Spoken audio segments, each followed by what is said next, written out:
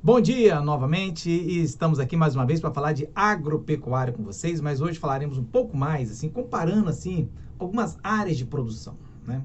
Comparar assim país desenvolvido com país subdesenvolvido, comparar entre os países desenvolvidos as práticas agrícolas que existem, as políticas agrícolas que existem, que são assim, importantes para a gente poder compreender melhor essa produção agropecuária e, de uma certa maneira, até assim, uma disputa comercial internacional na questão agropecuária. Para isso, eu tenho que explicar primeiro como funciona alguns grupos de países, né? Falar assim, lógico que tem os Estados Unidos, por exemplo, que é um país que ele é diferente, a produção dele é diferente, né?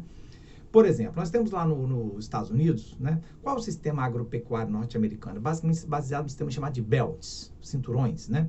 Esses belts são o quê? É como se assim, os Estados Unidos tivesse dividido em áreas de produção. Por quê? Porque os Estados Unidos é muito lucro, né? Lucro, muito capitalista. Então, o que eles fazem? Essa região aqui, pelas condições de clima, solo, mercado, infraestrutura, tudo, qual o melhor produto para se produzir aqui? Ah, esse produto? Então, se produz praticamente só aquele produto.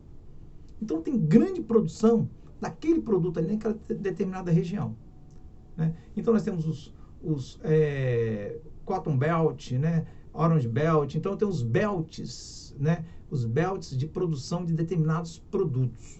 Isso, então, aumenta muito a produtividade. Por quê? Porque a infraestrutura é adequada para aquilo, o mercado, a mão de obra, preparado para aquilo, né? Então, isso facilita a produção dele e o lucro é alto, né? Com grande incentivo do governo, né? Através de incentivos fiscais, através de protecionismo comercial, né? Que falaremos mais à frente um pouquinho também.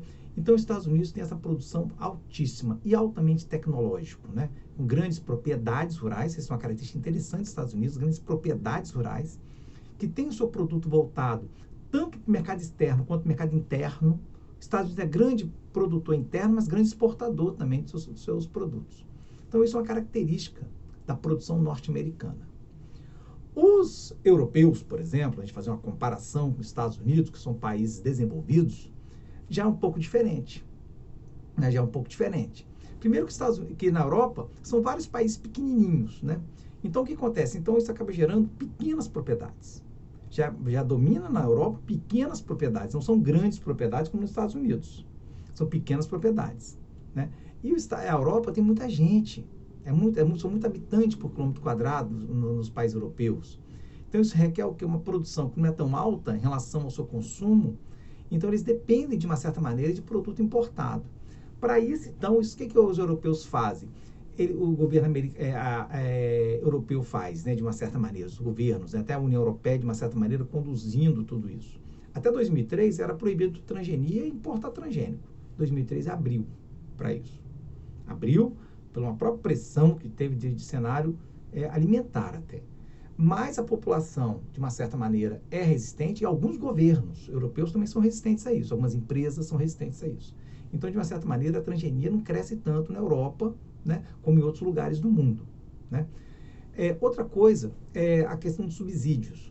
Os governos europeus fazem muito subsídio.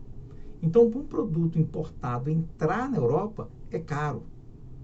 É caro, porque eles querem dar um subsídio para os seus agricultores, para dar uma boa qualidade de vida aos seus agricultores.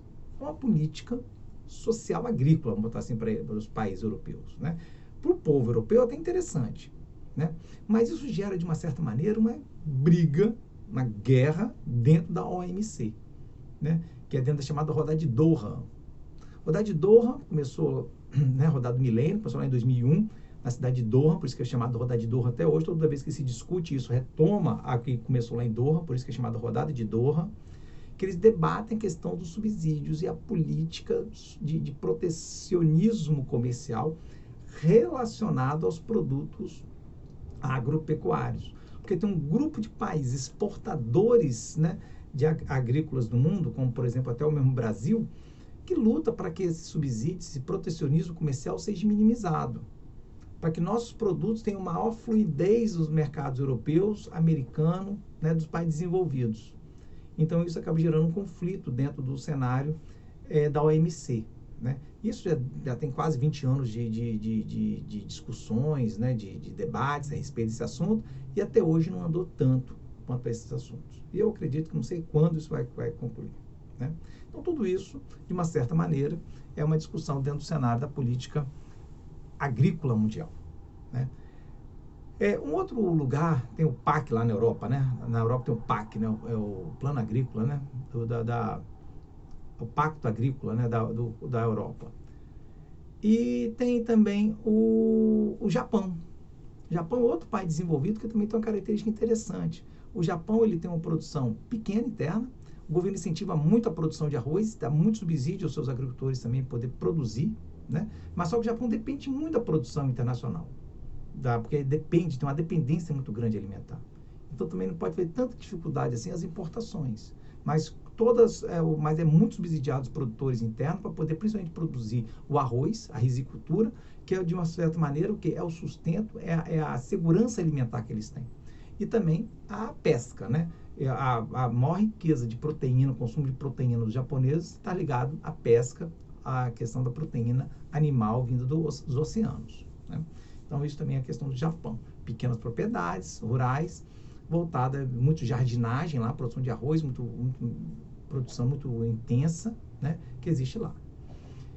E comparado aos países subdesenvolvidos, de uma maneira geral, né, a nossa produção é muito voltada para quê? Para exportação, chamados plantations. São grandes propriedades, normalmente de monocultura, voltado para exportação, né, com mão de obra muitas vezes explorada, né, muitas vezes é relacionada a grande área de produção e fome no mesmo lugar. Por quê? Porque a produção é voltada para a exportação e muitas vezes os trabalhadores agrícolas que produzem alimento ficam passando fome. Então tem toda essa relação, né, dos países subdesenvolvidos, né? Nos países subdesenvolvidos existe uma grande desigualdade relacionada à forma das propriedades rurais, as grandes propriedades com grande riqueza, mas na mão de poucos. Isso é uma coisa geral nos países subdesenvolvidos, enquanto que aquela grande maioria dos agricultores e de trabalhadores rurais tem uma qualidade de vida relativamente ruim. São poucos aqueles pequenos proprietários que têm uma qualidade de vida boa no Brasil. Com exceção, como eu já estive falando já em outro momento, nós chamamos aqueles pequenos agricultores ao redor das grandes cidades, que de uma certa maneira têm mais facilidade pela proximidade e produzir alimentos para a grande cidade, né? Mas, de uma certa maneira, a qualidade de vida daqueles trabalhadores rurais, né, do campo, eles são muito sacrificados, né? Então, isso é uma relação diferenciada entre os países desenvolvidos e os países subdesenvolvidos, porque a política do país não é, de fato, para atender aos pequenos agricultores, e sim aos grandes latifundiários, né, que tem uma política mais voltada para isso. Eu não sou contrário dar incentivos fiscais para exportação, para grande proprietário, nada disso, mas tem que ter para os pequenos proprietários também. Dá uma forma de subsistência. Se bem que no Brasil, nos últimos anos, com alguns órgãos, né, governamentais, como Embrapa, Incapé, né, Ematés, alguns órgãos, tanto no âmbito federal, estadual e até municipal, né, de alguns municípios, fazem um trabalho legal de levar algum tipo de tecnologia para esses agricultores familiares na produção orgânica, de incentivar a produção orgânica, levar tecnologias mais assim, botar simples, que dê uma produtividade boa para ele, para ter uma sustentação.